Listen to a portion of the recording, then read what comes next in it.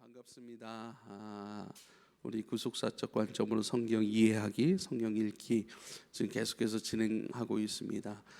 창세기부터 요한계시록까지 성경 전반적으로 관통하고 있는 주제들에 대한 이해라고 할 수 있겠습니다. 근데 그 주제가 그런 문맥들이라고 할 수 있겠고, 그 하나님께서 우리에게 주시고자 하는 그 은혜의 그 스토리, 그 은혜의 줄기와 맥이라고 할 수 있겠어요. 그래서 이 줄기와 같은 것, 길과 같은 것, 이것을 잃어버리면 성경을 오해할 수 있고 또 잘못된 해석으로 갈 수 있다라고 말씀을 드렸고요. 또 이런 구속사적 관점으로 성경을 이해할 때 성경을 관통하는 우리를 향하신 하나님의 마음, 우리를 향하신 하나님의 인도하심, 그래서 그 성경은 우리를 향한 하나님의 사랑의 이야기 아니겠습니까? 그 사랑이 어떤 이야기들로 우리에게 펼쳐졌고 우리에게 주어졌고 또 우리의 삶의 방향으로 이렇게 주어지는지 우리가 잘 이해해 갈 수 있기를 바랍니다. 성경은 땅에 대한 이야기가 굉장히 많이 나옵니다. 창세기 1장 1절부터 태초에 하나님이 천지를 창조하셨다라고 말씀하셨어요. 하늘과 땅을 창조하셨습니다. 그리고 창세기 2장 8절에는요, 하나님은 그 사람들을 그 땅에 두셨다라고 말씀하셨어요. 그 이전에는 명령하셨을 때에 땅을 정복하고 또 땅에 충만하라고 명령을 하셨죠. 그러니까 하나님께서 땅을 만드셨고 그 땅에 사람을 두셨습니다. 그리고 사람에 대한 그 하나님의 비전, 명령이 땅을 정복하라, 땅에 충만하라 이렇게 말씀하신 것이지요. 그 땅이 어떤 땅이길래, 그 땅이 의미하는 것이 무엇이길래 하나님께서 정복하고 또 충만히 거하라고 말씀하셨을까요? 그런데요, 사람이 하나님 앞에 범죄하지 않았습니까? 범죄하여서요, 창세기 3장 17절 18절 말씀 보면 땅은 너로 말미암아 저주를 받을 것이다. 땅은 너로 말미암아 저주를 받고라고 말씀하셨고, 땅이 가시덤불과 엉겅퀴를 낼 것이라 말씀을 하셨어요. 그러니까 땅에 충만하고 땅을 정복해야 돼요. 그것이 사람을 향한 하나님의 뜻이었고 하나님의 명령이었고 하나님의 비전의 이루어짐 중에 하나였던 것이죠. 그런데 땅이 저주를 받았고 땅이 열심히 아담이 농사를 지으면 그 농사에 대한 대가로 그만큼의 열매가 풍족하게 열려야 되는데 그렇지 아니하고 땅이 가시덤불과 엉겅퀴를 낼 것이라 말씀을 하십니다. 그러니까 여전히 정복하고 다스려야 될 그 땅이라고 하는 것이 이제는 아담에게 온전히 정복을 당하고 다스림을 받는 것이 아니라는 거예요. 땅이 아담의 뜻과 의도에 맞게 열매를 내지 못하고 다른 것을 내놓는다는 거예요. 정복하기 어려워졌고 또 그것이 아담이 뜻한 바 그대로의 것이 일어나는 것이 아니라 다른 것들이 막 일어나기 시작한다는 것이죠. 땅이 아담의 말을 잘 듣게 조성되어야 되는데 더 이상 땅은 아담의 말을 듣지 않게 되었다는 것을 말씀하고 있습니다. 땅이 아담에게 순종해야 되는데 이제 아담은 땅과 전쟁을 벌여야 될 판입니다. 가시덤불과 엉겅퀴.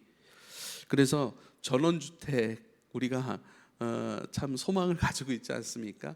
근데 전원주택은요, 잡초와의 전쟁을 반드시 해야 아주 안락하고 편안한 그런 전원주택 생활을 할 수 있다고 합니다. 그만큼 그 생활을 방해하는 것이 잡초라고 합니다. 잡초, 가시덤불과 엉겅퀴와 같은 잡초, 그것으로 오히려 쾌적하고 또 정말 안락한 생활이 무너질 수 있고 보기 흉할 수 있고, 그렇죠? 그런 생활을 하게 되었다. 아담에게도 그러한 일들이 일어났다라고 말씀하셨습니다. 그리고 범죄한 아담은 그 에덴 동산에서 쫓겨났다라고 창세기 3장 24절에 말씀하고 있습니다. 땅에서 쫓겨났다. 하나님 앞에 범죄했기 때문입니다. 그 이후에 땅에서 쫓겨났다라는 표현이 또 나오는 것은요, 가인에 대하여서 그것이 나옵니다. 가인이 아벨을 죽였습니다. 그리고요, 하나님께서 가인에게 벌을 내리시는데요, 창세기 4장에 보면 너는 이 땅에서 유리하고 방황하는 자가 될 것이다 라고 말씀하세요. 그러니까 땅에 정착하여서 땅이 주는 복, 땅이 주는 평안, 땅의 누림 가운데 평안하지 못하는, 늘 방황하고 불안해하는 인생을 살 것이다 라고 말씀하고 있죠. 그런데 가인이 그 벌을 무시해 버립니다. 창세기 4장 16절 17절 보면요, 가인이 여호와 앞을 떠나서 에덴 동쪽 놋 땅에 거주하더니 아내와 동침함에 그가 임신하여 에녹을 낳은지라. 가인이 성을 쌓고 그의 아들의 이름으로 성을 이름하여 에녹이라 하더라. 그래요. 그러니까 아담에게 가인과 아벨을 주셨고 아벨이 죽지 않습니까? 가인에게. 그런데 그 가인이 아들을 낳았는데 아들의 이름이 에녹이에요. 그리고 가인이요, 사람들이 나를 죽일까 하나이다, 늘 그런 불안감에 휩싸여 살았는데요. 그래서 자기 자신을 지키기 위하여 성을 쌓습니다. 성을. 그리고 그 성의 이름을 자기 아들의 이름을 띤 에녹성이라 이렇게 얘기를 하는 것이죠. 그리고 에녹이라고 하는 사람의 증손자가 라멕이요. 그리고 그 라멕이라고 하는 사람은요, 야발, 유발, 실라 이렇게 세 아들을 낳았는데, 우리가 잘 알다시피 야발이라고 하는 사람은 목축업의 시작이 되는 사람이고, 또 유발이라고 하는 사람은 그 음악의 시작이었던 사람이고, 또 실라라고 하는 사람은 굴이나 쇠, 그러니까 공업 이런 것들이죠. 이것의 시작이 되었던 인간의 문명을 열었던 사람입니다. 가인은 도시 문명의 시작이었고요. 그리고 가인의 아들인 에녹의 증손자들 세 사람은 또 인간 문명의 시작이었는데, 잘 보세요. 도시라고 하는 것, 하나님을 섬기고 하나님의 뜻대로 순종하고, 또 하나님의 것을 기쁨으로 듣고 받고 그것을 그대로 순종하며 하나님을 의지하여서 하나님, 우리의 안전이 되고 보호가 되고 우리의 공급이 되고 우리의 비전이 되시고 우리의 모든 것이 되시고 우리 사랑이 되신 그 하나님이 나의 성입니다, 그분이 나의 성이십니다 라는 것이 신앙의 고백이야. 할렐루야. 그분이 나의 성이신데, 이제는 가인은 자기를 위한 성을 쌓고 그 성을 에녹이라고 하는 자기 아들의 이름을 짓는단 말이죠. 에녹이라고 하는 그 이름의 뜻이 몇 가지 있지만, 시작된 자, 또 받쳐진 자, 또 가르치는 자, 이렇게 의미가 있습니다만, 여기서 받쳐지다라고 하는 의미를 쓰는데, 여러분 잘 보세요. 자기를 위하여 성을 쌓고요, 에녹이라는 이름을 줘요. 자기를 위한 성으로 자기에게 바쳐버리는 거예요. 그리고 그 가인의 역사를 통하여 하나님을 신뢰하지 않고 하나님을 듣지 않고 불순종하고 자기 뜻과 힘과 지혜로 살아가는 죄악의 문명을 만들어냈던 거예요. 그것이 하나님의 땅에서 쫓겨난 자의 어떤 땅에서의 삶인 것이죠. 그리고 그것이 쭉 이어져 오면서 그 인간의 문명이 시작이 되고, 또 그 문명을 가지고요, 나중에는 어떻게 되면 바벨탑을 만들어 버려요. 바벨탑. 한 가지 더 말씀을 드리자면, 유발과 야발과 실라, 이 사람들이 만들어낸 모든 인간의 문명조차도 한번 보세요. 자기가 먹고 살 것, 자기가 즐길 것, 또한 자기의 필요에 의해서 무엇을 만들어내고 쌓고 하는 모든, 그리고 공업, 쇠와 구리 같은 것들은 또 나중에 무기가 되어서 전쟁의 어떤 그런 도구로 사용되는 그런 부분들이 있습니다. 그러니까 인간을 위한 문명들이 되고, 그 인간은요, 하나님을 위한 사람이어야 하는데 하나님을 위하지 않고 자기 자신을 위한 사람이 됐단 말이에요. 하나님을 듣지 않고 하나님의 명령을 거부하고 자기와 뜻과 힘과 능력으로 살아가는 자들, 그것을 오늘 성경은 말씀하고 있습니다. 그리고 이어진 것이 바벨탑입니다. 창세기 11장 4절에 보면요, 자 성읍과 탑을 건설하여 그 탑 꼭대기를 하늘에 닿게 하여 우리 이름을 내고 온 지면에 흩어짐을 면하자 이렇게 말씀을 합니다. 예. 자기들의 이름을 내고 자기들의 온 지면으로 흩어지는 것들을 면하자. 자기가 흩어짐을 면하자라고 하는 것은요, 우리가 똘똘 뭉쳐야 된다. 우리가 힘을 모아야 한다. 그리고 그 바벨탑을, 땅에서 시작된 이 바벨탑이 이제 하늘 꼭대기에 이르는 것들, 하나님을 향한 도전을 이야기하는 것이죠. 우리의 힘과 능력으로 하나님을 이겨보자.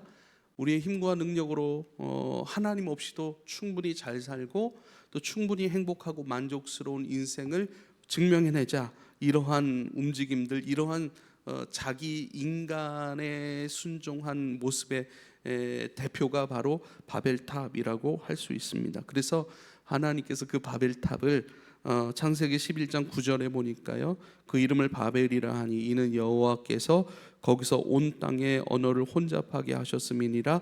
여호와께서 거기서 그들을 온 지면에 흩으셨다라고 말씀하고 있습니다. 그러니까 하나님을 향한 도전이에요. 그 도전의 역사를 하나님께서 무너뜨리시고 흩어버리셨다라고 말씀하세요. 그리고 나서 창세기 12장에 이어지는 것이고, 아브라함을 불러내십니다. 그 불러내실 때에 뭐라고 말씀하시냐면 창세기 12장 1절 2절입니다. 여호와께서 아브라함에게 이르시되 너는 너의 고향과 친척 아버지의 집을 떠나 내가 너에게 보여줄 땅으로 가라 이렇게 말씀하세요. 그 땅에서 나와 너의 친척과 고향과 아버지의 집을 떠나서 이제는 내가 너에게 보여줄 그 땅으로 들어가라 말씀하시는 거예요. 그 땅에서 이가 얻게 될 복은요, 내가 너로 큰 민족을 이루고 너에게 복을 주어 너의 이름을 창대하게 하리니 너는 복이 될 거야 라고 말씀하고 있습니다. 계속해서 땅에 대한 말씀을 나누고 있습니다. 아브라함이 이제는 여호와의 명령 따라 주님이 보여줄 또 주실 그 땅으로 가는 중에 애굽을 지나게 되었습니다. 예, 주님께서 인도하시는 그 땅으로 가는 도중에 먹고 사는 것이 힘들어졌어요. 흉년이 들었기 때문입니다. 그래서 먹고 사는 그 문제를 해결하기 위해서 애굽으로 내려갔던 것이죠. 잘 알다시피 애굽에서 누이 사라를 누이라 이렇게 속이고 애굽 왕 바로에게 이렇게 넘겨버리죠. 그리고 그 수치되는 일들에 대하여 보상으로 많은 가축과 또한 노예와 은금을 받게 됩니다.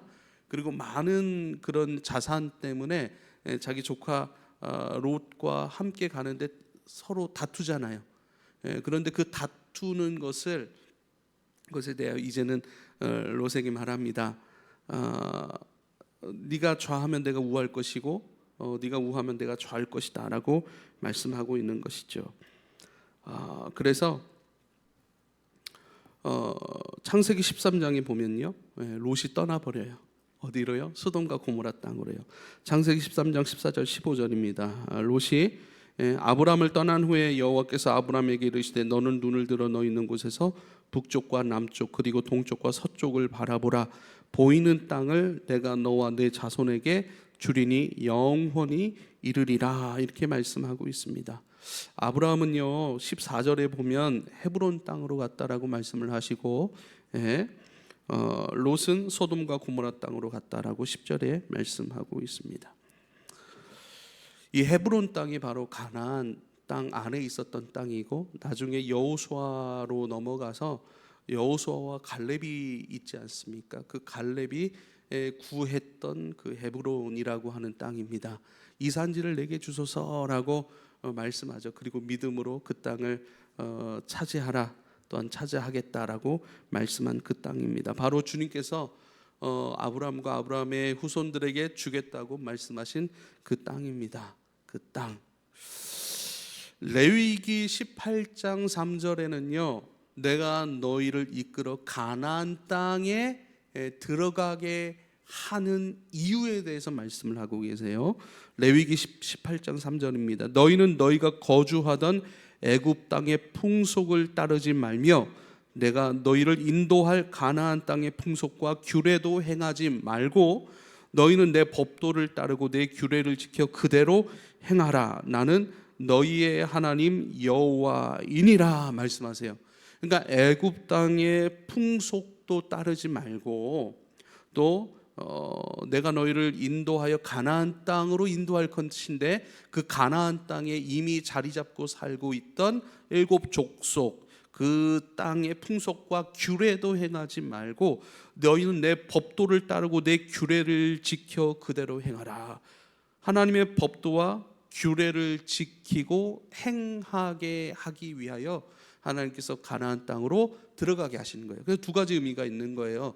그 땅에 이미 하나님의 법도와 규례대로 사는 사람들이 아니라 가인과 가인의 후손의 그 문명을 따라서 하나님을 대적하고 스스로의 성을 쌓고 스스로의 이름을 내고 스스로의 힘과 능력과 지혜로 만족하고 또한 그것으로 행복하고 또 그것으로 끊임없이 자기의 명성을 지면에 내고자 하는 그 백성들의 규례들, 풍습들, 그들의 문화들, 그들의 반신앙적인 하나님 없음의 삶, 그것을 다 싹 쓸어버리고 이제는 하나님으로 기뻐하고 즐거워하고 내 법도와 규례를 지키려고 하면 그 법도와 규례를 들어야 돼요. 그것을 말씀하시는 주님, 그 주님을 사모하고 또 주님의 음성을 듣고 그 들은 음성을 기쁨으로 순종하며 살아가는 사람들, 그 백성들로 말미암아 그 땅을 회복시키고 그 하나님의 세상을 새롭게 열어갈 그 하나님의 비전이 바로 이스라엘 백성들 애굽에서 건져내시고 가나안 땅으로 들이시고자 하는 그런 이유였던 것을 우리가 꼭 기억할 수 있기를 부탁을 드립니다. 가나안 땅에 이스라엘 백성들이 들어가서 우상 문화, 자기 중심적 자기 사랑, 또 하나님 없음의 모든 인간의 탐심과 정욕적인 문화들을 싹 깨끗하게 쓸어버리시고 하나님을 섬기고 하나님 안에서 살아가는 즉 에덴의 회복, 그것을 허락하시기 위해서 하나님은 이스라엘을 가나안 땅으로 인도하고 계신 것을 우리가 꼭 기억할 수 있기를 부탁을 드립니다. 이제는 광야의 시절을 지나서 하나님께서 이스라엘 백성들을 가나안 땅 앞으로 인도해 가십니다. 그리고요 여호수아서는요 실질적으로 가나안 땅에 들어가서 가나안 땅에 있는 일곱 족속과의 전쟁과 전투의 장면들을 보여주고 있습니다. 그럼 창세기, 출애굽기, 레위기, 민수기, 신명기, 이건 뭘까요? 민수기는요 그 땅에 들어가서 전쟁을 할 것인데 그 전쟁을 할 수 있는 사람은 누구이고 그 전쟁은 누구에게 맡겨졌는지 말씀하는, 그러니까 전쟁을 준비하는 것이고, 또 민수기 다음에 신명기잖아요. 신명기는 뭐냐면요 그 전쟁 가운데 승리하여서 가나안 땅에 이제는 너희가 거주하며 살 때에는 어떻게 살라 하시는 그 살아감의 방법을 말씀하신 거예요. 할렐루야. 민수기는 전쟁을 준비하는 책이고 이렇게 전쟁을 해야 되고 이런 사람들이 전쟁을 할 수 있다. 그리고 신명기는 그 땅에 들어가서는 어떻게 살아야 되는지에 대한 말씀이에요. 이제는 전쟁할 사람들도 준비가 되고 또 그 땅에서 살아갈 삶의 지침도 준비가 되어서 이제는 가나안 땅으로 들어갑니다. 가나안 땅으로 들어가서 이제는 여호수아와 갈렙을 주축으로 해서 그 가나안 땅을 정복해 가는 이야기가 바로 여호수아 말씀입니다. 그러면 하나님께서 아브라함부터 시작해서 끊임없이 이스라엘 백성들에게 내가 주겠다라고 약속하신 그 땅, 여러분 그 땅에 들어가서 이제는 이미 자리 잡고 있었던 하나님을 잘 모르고 하나님을 섬기지 않았던 그 가인의 후손들, 하나님을 멀리하고 하나님을 저버렸던 후손들에 대하여서 어떻게 싸워야 하는가, 그 땅을 어떻게 차지하는가, 이것을 아주 분명하게 드러내주는 두 전투가 있습니다. 그것은 여리고성 전투와 아이성 전투입니다. 첫 번째는요 여리고성 전투를 이제는 버리게 된 거예요. 여리고성을 차지해야 됩니다. 여리고성 안에 있는 이 가나안 족속과 이제는 전쟁을 벌여야 돼요. 그런데 하나님께서 그 전쟁을 어떻게 치러야 된다, 어떤 방법으로 어떤 그 전쟁의 전략을 세밀하게 말씀해 주세요. 결국 여리고성의 전투는요, 하나님 말씀에 승리함으로써 승리할 수 있다는 것인데요. 여호수아서 6장 2절에 보면요, 여리고성을 이미 너의 손에 붙였다라고 말씀을 하세요. 이미 승리를 보장받은 전투였어요. 가나안 족속을 심판의 도구로 이스라엘 백성들을 사용하고 계신 것이죠. 이스라엘 백성들을 통해서 가나안 땅에 있는 죄와 사모로 더럽혀진 모든 그 땅을 회복하길 원하시는 것이었습니다. 여리고성의 전투 방법은 이러합니다. 7일 동안 성 주위를 돌라고 말씀하세요. 7일 동안 성 주위를 돌라. 1일부터 6일까지는 한 바퀴씩. 그리고 그 한 바퀴씩 돌 때는 아무런 말 하지 말고 침묵 속에서 하루에 한 바퀴씩 6일 동안 돌라고 말씀하십니다. 그리고 마지막 7일째는요, 7일째는 7번 성을 돌라고 말씀하세요. 그러면 무너질 거라고 말씀하세요. 그런데요, 마지막 날 7번 돌 때 그 7번째 총 13번을 돌거든요. 그래서 13번째 바퀴를 다 돌고 난 뒤에는요, 큰 함성을 지르고 나팔을 불라고 말씀하세요. 바로 20절 여호수아서 말씀인데요. 막 바퀴를 다 돌고 나면 나팔을 불고 소리를 지를 때 무너질 것이라고 말씀하셨고, 실제로 그렇게 20절에 보면 무너집니다. 아이성 전투는요, 이게 무슨 말씀이냐면, 어떻게 성을 돌기만 했는데, 그리고 마지막에 소리를 지르고 나팔을 불 때 그 성이 무너질 거라고 약속을 하셨고, 그렇게 했는데, 말씀하신 대로 순종했는데, 여리고성은 너무나도 강한 성이었거든요. 견고한 성이었습니다. 근데 무너져서 이겼어요. 이것은 하나님의 음성에 순종할 때에, 그리고 이기게 하시는 하나님을 신뢰함으로 나아갈 때에 우리 가운데 승리가 이루어졌음을 알게 하시는 것입니다.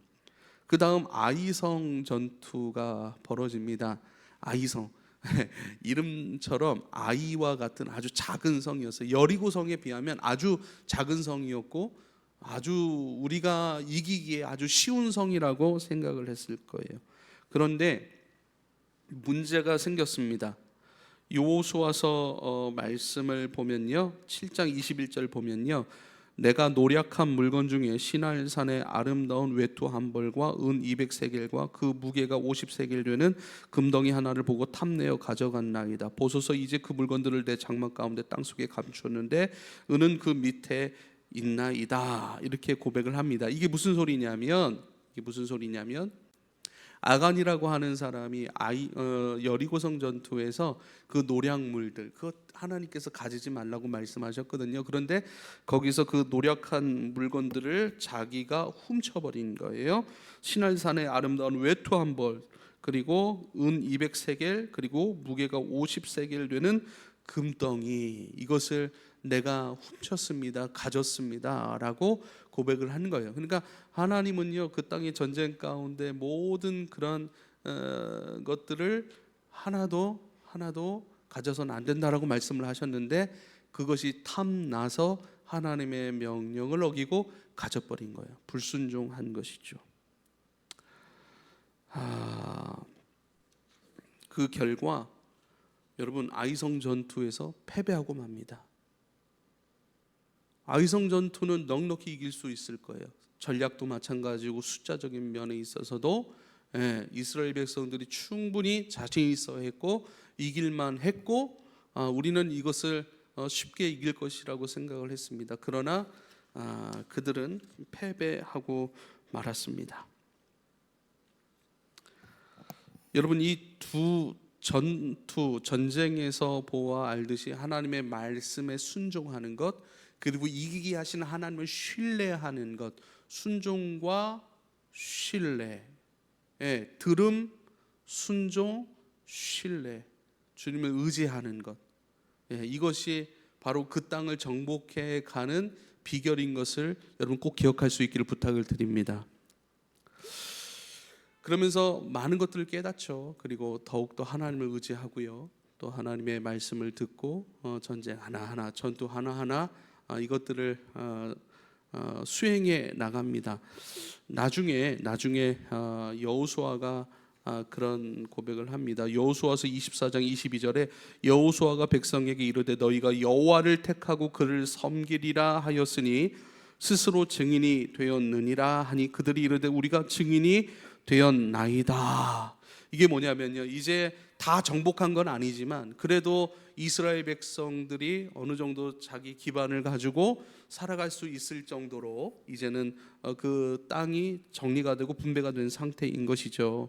그런데요, 그들에게 요구하셨던 삶이 뭐냐면 자기 백성에게 신실하셨던, 늘 약속에 신실하게 응답하셨고 지키셨고 이기게 하셨고, 또 그 전쟁 가운데 음성을 주시고 방법을 알려주시고 승리의 보장이 되어주셨던 그 하나님, 그 신실한 하나님을 기억하는 삶, 그 신실한 하나님을 기억하는 삶이 바로 그 가나안 땅에서 집 짓고 농사 짓고 하나님의 영광을 위하여 살아가는 것, 주님을 예배하고 주님을 섬기는 그들이 살아갔던 삶의 그런 모습이어야 했습니다. 근데 그들은요,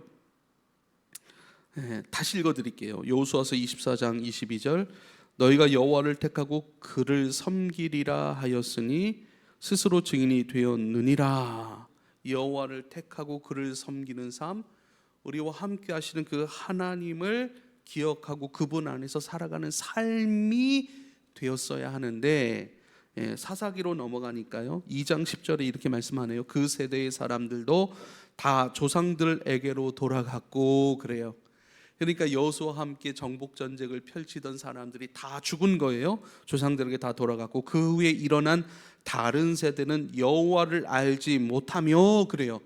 그러니까 실패한 것이 있는데 뭐냐면 여호와 하나님을 섬기고 살아가고 그분을 가르치고 그분 안에서 우리가 이렇게 전쟁 가운데 승리했고 그분이 우리를 이렇게 자유케 했고 그 자유케 하는 과정 속에서 애굽에게 내리신 10가지 재앙, 이 놀라운 하나님께서 신실하셨던 그 하나님을 가르치는 일들을 놓쳐버린 거예요. 그러니까 어떻게 해요? 그 후에 일어난 다른 세대는 여호와를 알지 못하였더라 그래요. 여호와를 알지 못하였더라. 여호와께서 이스라엘을 위하여 행하신 일도 알지 못하였더라. 여러분, 우리에게 가장 중요한 신앙의 모습이 있는데요, 그것은요, 신앙을 전수받았다면 신앙을 전수하는 거예요. 오늘 주님께서 우리 가운데 허락하여 주시겠다라고 말씀하시는 그 땅의 의미가 뭐냐면요, 주님을 듣고 그 들은 주님을 신뢰하고 그 들려주신 그 말씀 따라 주님을 섬기는 삶, 그 삶이 유지가 되고 그 삶 가운데 기쁨으로 주님을 섬기고 기쁨으로 순복하고 기쁨으로 의지하고 기쁨으로 주님을 떠나지 아니하고 오히려 더 깊이 주님과의 생명의 관계를 맺고 살아가는 것, 그것이 은혜의 땅 가운데 허락되어진 은혜라고요. 할렐루야. 그게 땅이에요. 그게 땅. 가인도 왜 그 땅을 살아가지 못하고 유리방황하는 자가 되었을까요? 나중에는 에덴 동편으로 가서 자기를 위하여 성을 지어버렸어요. 자기를 위한 성. 그러니까 하나님을 위한 마음, 하나님을 듣는 마음, 하나님을 섬기고 의지하고 하나님께 순종하는 마음 없는 자기만을 위한, 자기가 하나님이 되어 살아가는 그런 인간 중심의 성을 쌓아버린 거라고요. 하나님의 은혜의 땅을 잃어버리는 거라고요. 하나님이 먹여주시고 살려주시고 지켜주시고 채워주시고 보장해주시는 땅이 없으니까 스스로 어떻게 해요? 먹고 마셔야 되고 스스로 만족해야 되고 스스로 왕이 되어야 되고 스스로 하나님의 자리, 하나님을 섬기는 그 삶의 생명을 잃어버렸기 때문에 그 하나님 없음의 자리를 끊임없이 다른 무언가로 대체하려고 하는 것, 그것이 바로 인간의 땅이고 탐욕의 땅이고, 내 안에 있는 그런 결핍, 하나님의 결핍을 채우기 위하여 다른 사람들의 것을 약탈하는 전쟁의 땅이고 약탈의 땅인 것입니다. 우리는요, 하나님으로만 채워져야 될 부분이 반드시 있습니다. 근데 그 부분이 채워지지 않으면 사람들은 다른 것으로 채워가기 시작합니다.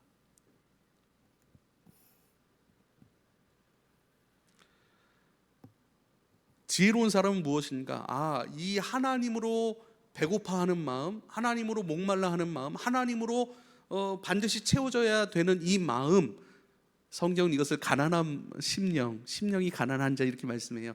이것을 알고 내가 하나님 앞에 심령이 가난한 자네, 내가 하나님으로만 채워져고 하나님으로만 배불러야 하고 만족해야 될 그 부분이 있는데 다른 것으로 그 자리를 채우려고 했네. 이것을 깨닫고 인정하고 하나님, 이 부분 하나님의 은혜로 채워지기를 원해요, 채워주세요 하고 주님 앞에 은혜를 구하고 엎드리고 주님 앞에 나아가는 사람들이 바로 지혜로운 사람이라고 말씀합니다. 그래서 지혜는 하나님을 경외하는 것이라 성경은 말씀하고 있지요. 사사기 3장 7절에 이제는 여호와를 알지도 못하고 여호와께서 이스라엘에게 행하신 그 일도 알지 못하는 세대가 한 단계 더 나아갑니다. 사사기 3장 7절에 이스라엘 자손이 여호와의 목전에 악을 행하여 자기들의 하나님 여호와를 잊어버리고 바알들과 아세라들을 섬긴지라 이렇게 말씀해요. 이제는 다른 우상을 섬기기 시작하는 거예요. 주님을 듣지 못하고 알지 못하고 주님을 추구하는 삶이 없으니까 어떻게 해요? 우상들을 추구하기 시작한 거예요. 다른 것들로 대체하기 시작하는 삶의 모습이 나오는 것이지요. 그래서요, 여러분, 이스라엘은 결과적으로 실패합니다. 그리고 이스라엘 실패가 이제는 어떻게 해요? 신약 백성으로 넘어온 거예요. 이스라엘은 그 은혜의 땅으로 살아가는 그것을 놓쳤어요. 오히려 나중에 하나님을 부르고 예배하는 사람들이 많이 있죠. 그런데 우리가 주일날 말씀을 배웠듯이 그들이 가지고 있던 율법에 매여버리게 되는 거예요. 율법을 가진 게 자랑이 아니라 율법을 가지고 주님을 추구하고 그 주님으로부터 채워지는 기쁨과 감사, 그 기쁨으로 노래하고 그 기쁜 에너지로 봉사하고 순종하는 것이 우리의 삶의 원리인데 율법에 멈춰버려 있는 거예요. 성전을 가졌다, 할례를 행해야 됐다, 여기에 매여버린 인생이 되는 것이죠. 그래서 하나님께서 이런 이스라엘 실패를 어떻게 해요? 신약 백성, 바로 성령의 기름 부으심을 받고 하나님의 명령 따라 끊임없이 예루살렘과 온 유대와 사마리아와 땅끝까지 이르러 내 증인이 될 자들, 그 사명으로 불러내신 것입니다. 하나님께서 우리에게 요구하시는 삶의 방식, 그것이 온전히 순종되고 그 안에서 주님을 철저히 의지하는 것, 순종과 의지, 주님을 의존하는 것, 이것이 그 은혜의 땅을 살아가는 삶의 방식이었어요. 이렇게 주님께 순종하려면 들어야 되고, 또 들은 것을 마음에 품어야 되고, 또 그것을 마음에 품은 것을 기뻐할 수 있도록 성령께서 우리 가운데 기름 부어 내셔야 되잖아요. 이것 자체가 은혜라는 거예요. 그리고 주님을 철저히 의존하고, 나는 가난합니다, 나는 부족합니다, 나는 연약합니다 라고 하는, 주님만 철저히 의존하고자 하는, 그래서 제가 말씀드린 것, 절대 사랑이신 하나님을 전적으로 사랑하는 것이 바로 사람이에요. 할렐루야. 이런 삶의 방식이 허락되어졌고 이것을 추구하는 그 삶, 그것이 은혜의 땅 가운데 이루어지는 모습들이라는 것입니다. 그리고 이것을 회복하시기 위하여 주님은 지금도 우리를 붙들고 계시고 우리 가운데 일하고 계신 줄 믿으실 수 있길 바랍니다. 하나님께서 우리에게 요구하시는 삶의 방식, 그것이 이루어지는 땅, 그것을 꼭 기억할 수 있길 바랍니다. 여러분, 주님께서 우리에게 요구하시는 삶의 방식은 한마디로 순종과 의존이에요. 순종과 의존. 그런데 순종과 의존을 잃어버리고 자기 중심적, 자기 만족적 삶을 끊임없이 추구하는 사람들, 그 사람들에 대하여서 여러분, 이것은 아주 중요한 부분인데요. 하나님의 사랑은 공의와 정의 안에서의 사랑이다, 이런 말씀을 드리고 싶어요. 공의와 정의 안에서 사랑이다. 지난주의 말씀 속에서 공도와 의를 행하는 백성, 그것을 저는 섬김과 중보 이렇게 풀어내서 말씀을 드렸습니다. 섬김과 중보한다라고 하는 것은요, 여러분, 마가복음 10장 45절에 내가 이 땅에 온 것은 그래요. 내가 이 땅에 온 것은 섬김을 받으려 함이 아니라 도리어 섬기려 하고 나의 목숨을 많은 이들의 대속물로 주려 함이라. 할렐루야. 예수님께서 이 땅에 오신 목적이래요. 그것은 섬기기 위한 것이라고 말씀하세요. 그러면 그 예수를 가진 사람들은 예수의 생명이 우리 안에 있으므로, 그 예수의 정신이 우리 안에 있으므로, 여러분, 섬김과 중보의 삶, 섬기는 거예요. 자기 목숨을 대속물로 내어주는 거, 이게 중보예요. 중보.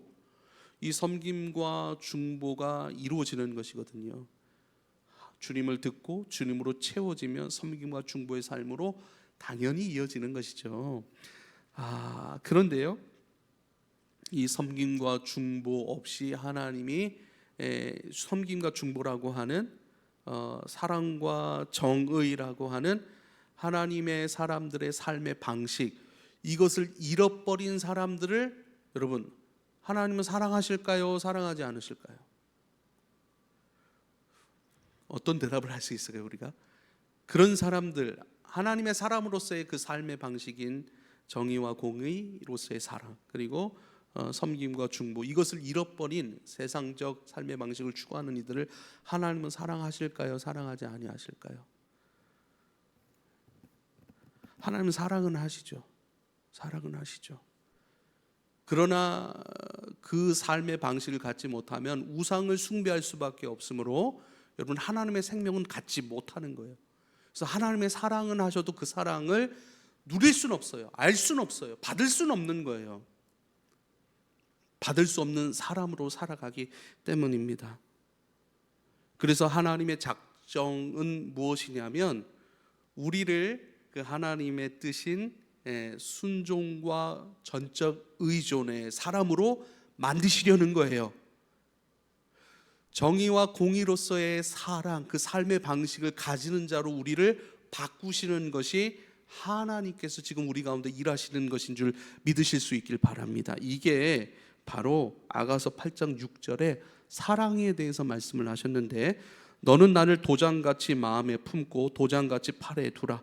사랑은 죽음같이 강하고 질투는 수올같이 잔인하며 불길같이 일어나나니 그 기세가 여호와의 불과 같도다라고 말씀하세요. 이게 여호와 하나님, 우리를 향한 여호와 하나님의 사랑을 설명한 것인데요, 사랑은 죽음같이 강하다, 질투는 수올같이 잔인하다, 불길같이 일어난다, 그 기세가 여호와의 불과 같다라고 말씀하시는 거예요. 이게 뭐냐면요, 우리가 하나님께 순종하고 순종하기 위해 또 듣고 들은 말씀을 마음에 품고 이 마음에 품 것들 기쁨으로 추구하는 그 성령을 추구하며 또한 그렇게 그것으로 전적으로 순종하고 순복하는 그 삶, 이것을 삶의 방식으로 갖는 그 사람을 얻기 위해서 이것을 하지 않으면 이것을 하지 않는 사람이 아니라 차라리 그런 사람이라면 내가 차라리 죽을지언정 그 삶의 방식이 없는 사람을 내가 얻을 수는 없다라고 말씀하시는 거예요. 그래서 진짜 죽으신 거예요. 진짜 죽으시고 희생당하셔서 이제는 믿음으로 그 예수의 희생과 사랑을 받아들여서 이제는 어떻게 해요? 새 사람으로 땅의 삶의 방식이 아니라 하늘의 삶의 방식을 가지고 하늘 아버지께 순종하고 그분을 의존하는 삶으로 나아가는 자로 우리를 얻으시기 위함, 그것이 바로 주님의 사랑이라는 사실을 꼭 기억할 수 있길 바랍니다. 우리 자녀들에게도 마찬가지. 우리 자녀에게 이것을 적용한다라고 하면 참 이게 가능한 말씀인가? 자녀가 말을 안 들어요. 하나님을 섬기라고 하는데 섬기지 않아요. 그럼 차라리 뭐라고 얘기를 해요? 우리는 야, 이제는 네 알아서 살아라. 네 생각 포기해버리죠. 근데 주님은 포기하지 않으신 거예요. 근데 그 포기하지 않았지만 그 죄 때문에 주님이 죽으신 거예요. 왜요?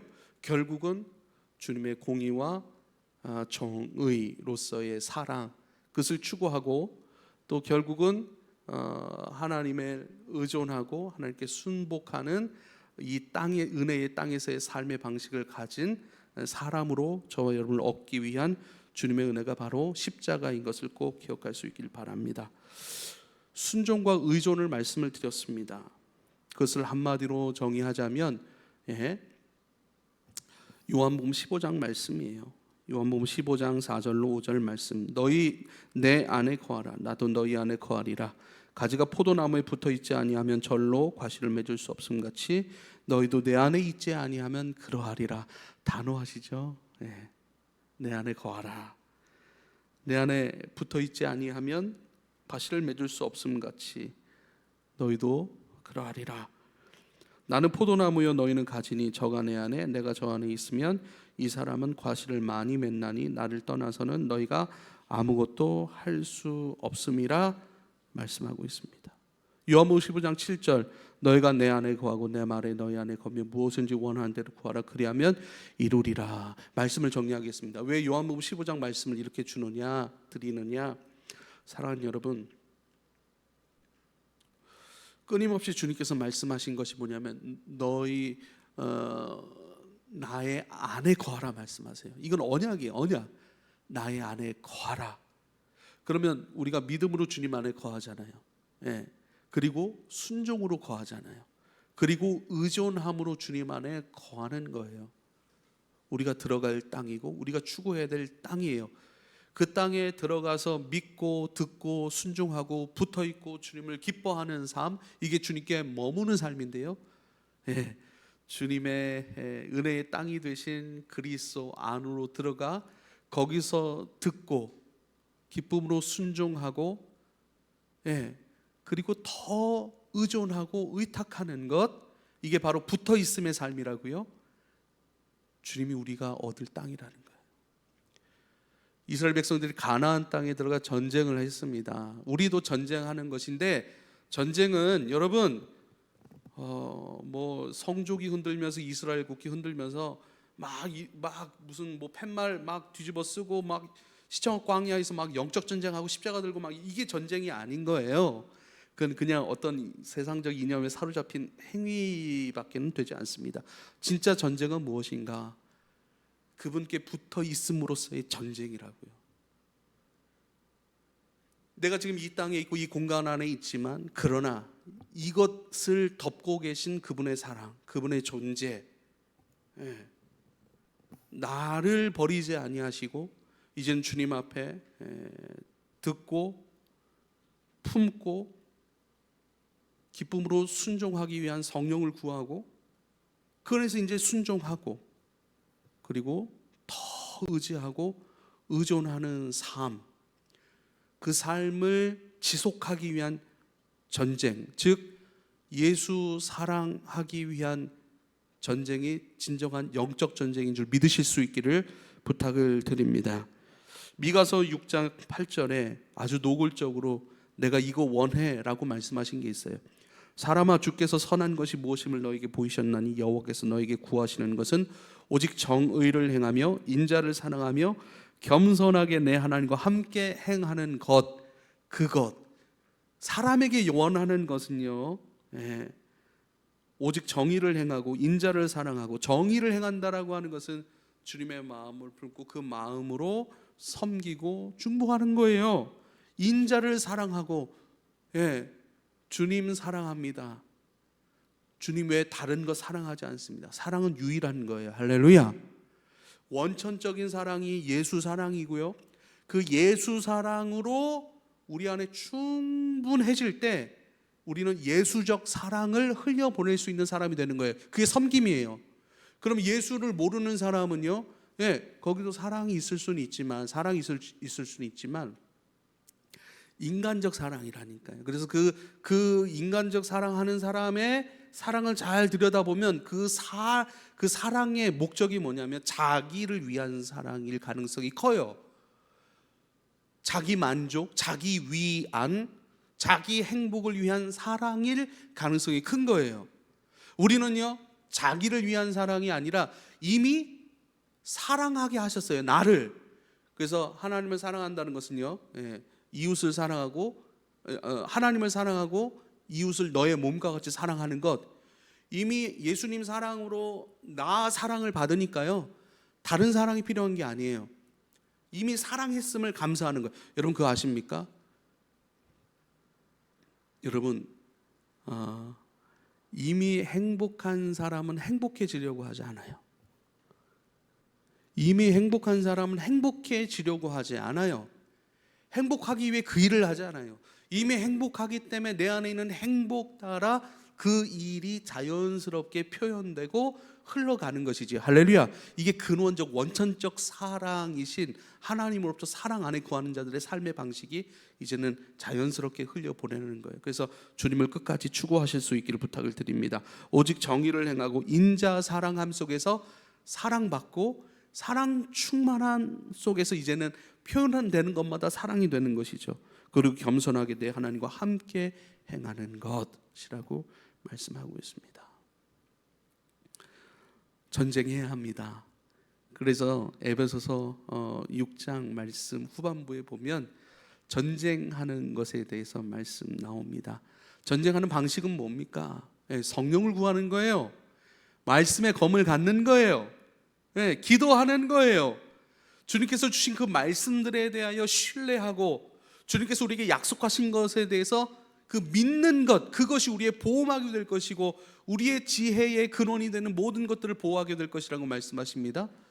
그것이 우리의 심장을 보호할 것이라고 말씀하십니다.